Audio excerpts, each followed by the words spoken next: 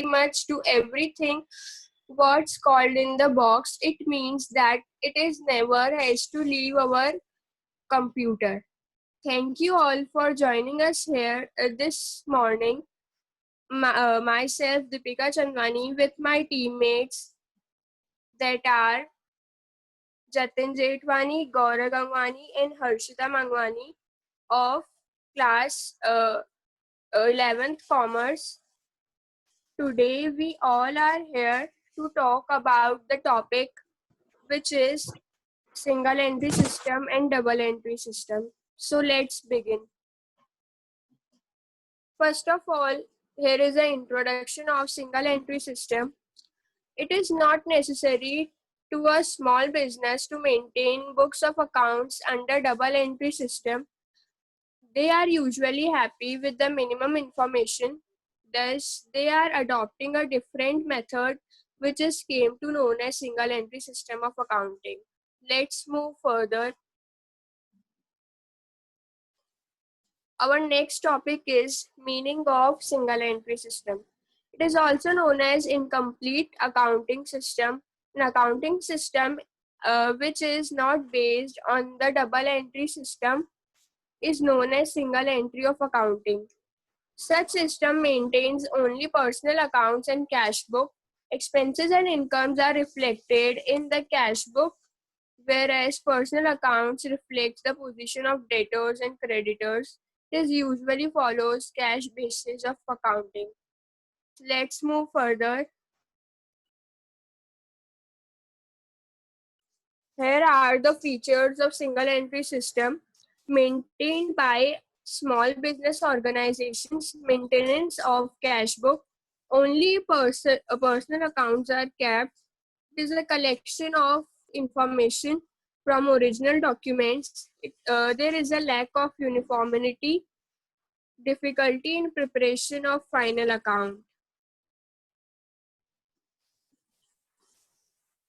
Now, for further continuation, I would like to call Gaurav Gangwani.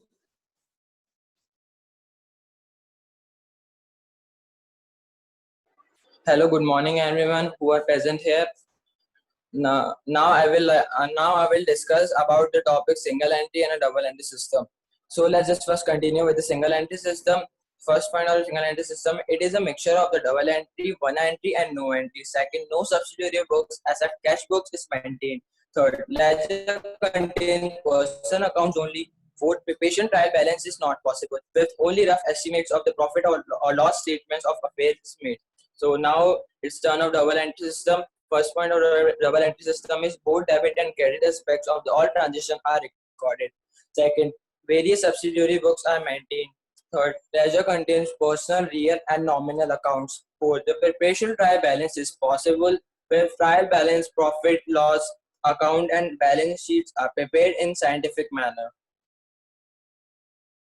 So now we will discuss the advantages and disadvantages of the single entry system. So first, just continue with the advantages. The first point is the quick and easy to maintain. Second, does not require employing a qualified accountant. Third, extremely useful for a small business organization. And fifth is economical good.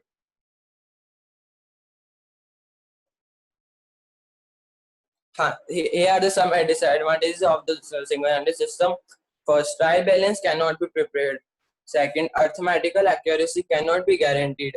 Third, incomplete and unrealistic result of the trading. Fourth, not possible to prepare balance sheets. Fifth, difficult to detect errors and frauds.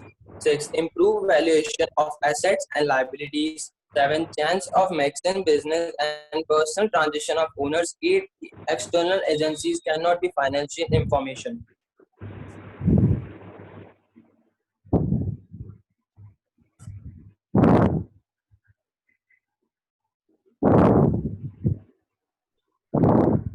Now I would like to continue. I would like to invite my friend Harshita to continue further. And at the same time, I wish a very good morning to everyone. Now let's further study about our next topic, double entry system. The main objectives that we study in this topic is first one is basics of double entry system. The second one is accounts and their classification. And the third one is rules of debit and credit. Now let's first start with the basics of double entry system. As we all know that modern accounting system is based on the double entry system, which is based on the fundamental accounting equation. But what is the double entry system? The double entry system of accounting means that for all transactions, amounts must be recorded in the minimum of two accounts. In a second point, assets is equals to liabilities plus equity means the double entry accounting system ensures that the accounting equation always remains in balance. And the last point is debit must be equal to the credit. Now move on further. A question arises that why the system is called as a double entry system. Just because every business transaction has dual aspects and affects at least two accounts. Every transaction must contain at least one account debited and at least one account credited, thus host in at least two different ledger accounts. In a second point, there are the two different entries that we recorded in the accounts of a business, that is a debit entry and the credit entry.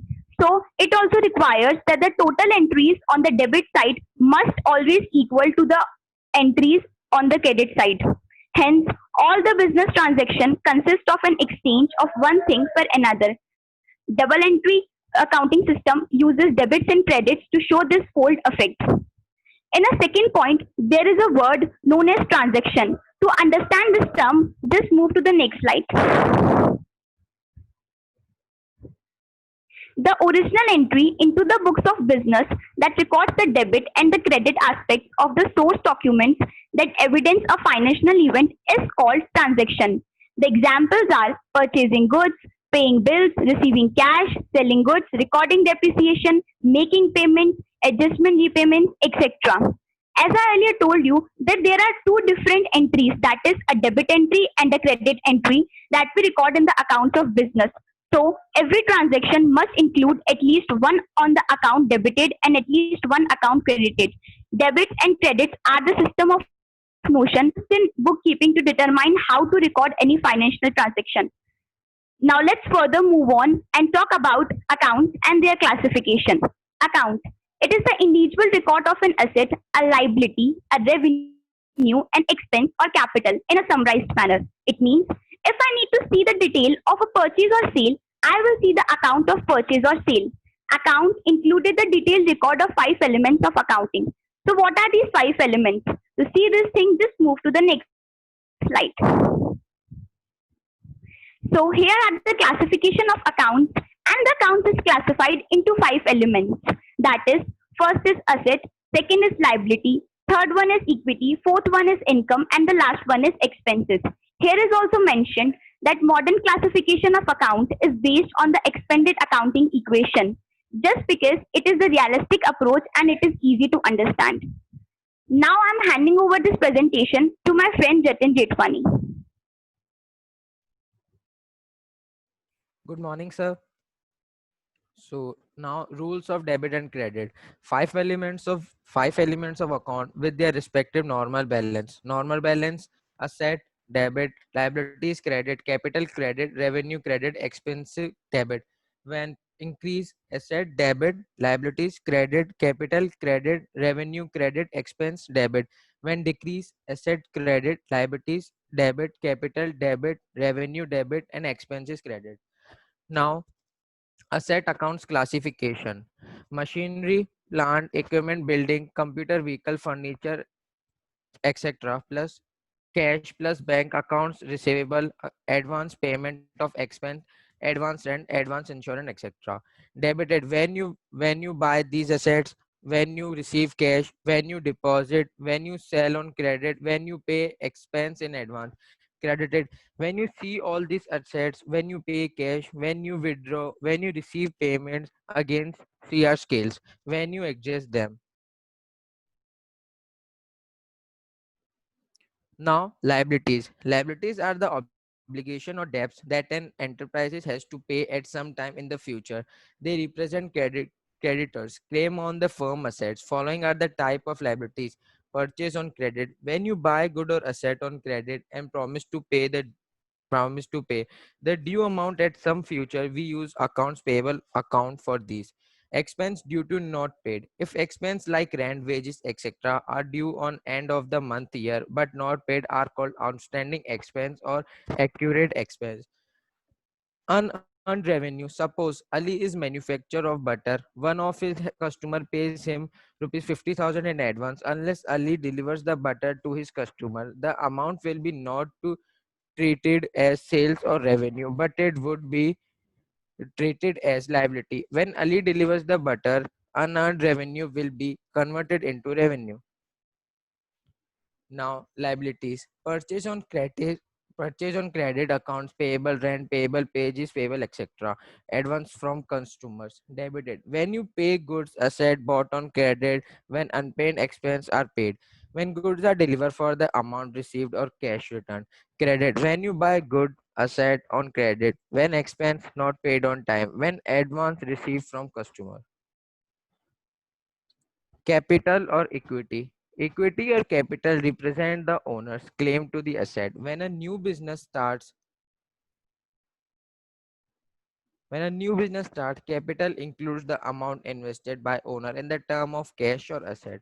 For the next subsequent years, profit are added in it and losses or withdrawals or drawings are subtracted from it. So owner's capitals increase by earning profit or investing further asset and decrease by suffering loss or taking cash or goods for personal use and selling asset of the business.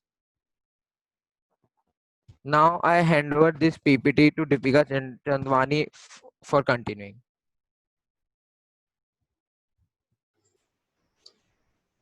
Here is a cycle in which credit revenue when increases when goods or services are sold on cash or on credit. Let's move further.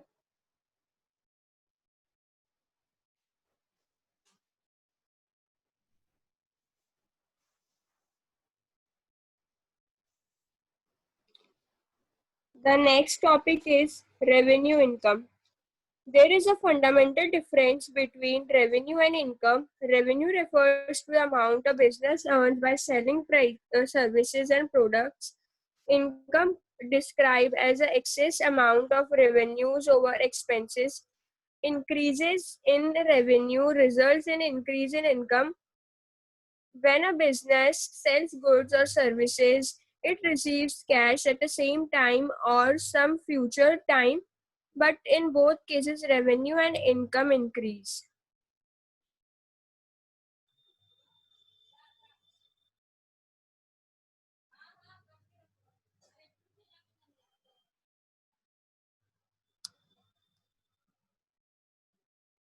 Let's move further. Expenses are not decreased. Generally, expenses are not decreased or never credited when accounting period complete and revenue, sales and expenses accounts are closed and are needed to transfer the balances to trading and P&L account. Expenses are credited to trading and profit and loss account. Purchase returns are also credited. Now our next topic is how to originate journal entry.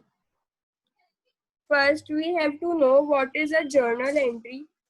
Journal is a book of original entry in which the transactions are recorded first of all as and when they take place. We have successfully completed our first on 1st Feb of 2012. Samir started business by investing rupees 2 lakh in cash. We know that we start business, our two accounts are affected. One of two is capital, which is decreased. So when we credit it, secondly, our cash get it decreased. So we debit it. Don't we should not forget to use two before the each credit account. Here is the example. Cash account debit 2 lakh to capital account 2 lakh. Now I hand over this presentation to Harshita Mangwani. In a previous slide, we study about journal entry. So which point we have to keep it in our mind to balance the accounting equation. That is, assets is equals to liabilities plus equity. Here the example is given below. Cash is equals to liabilities plus equity. And you can say that capital. 2 lakh is equals to, there is no liability. So here we mention the 0 plus 2 lakh. So the equation is now balanced. The note is also given that cash increases by debiting and capital increased by crediting. Now let's further move on. The another journal entry is on 2nd Feb of 2012, Sameer purchased building for cash rupees 80,000. In the above transaction, there are two assets accounts are affected. Sameer purchased building, resulting in increase in asset. Secondly, cash paid for building, thus decreasing in cash. So the journal entry is given below. The example is given below. Building to cash. The narration is building purchased by paying cash. The debit side is also written 80,000 and the credit side is also written 80,000. Now let's further move on. Now we see that building debited 80,000 to cash credited 80,000. Cash decreases and assets just because building increased by the same amount. Total assets are equal to rupees 1,20,000 cash and rupees 80,000. So if we balance the equation, cash is equals to liabilities plus capital.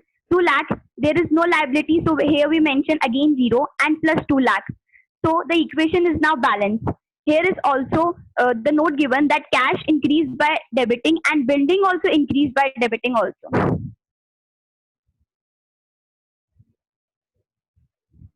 Now let's further move on.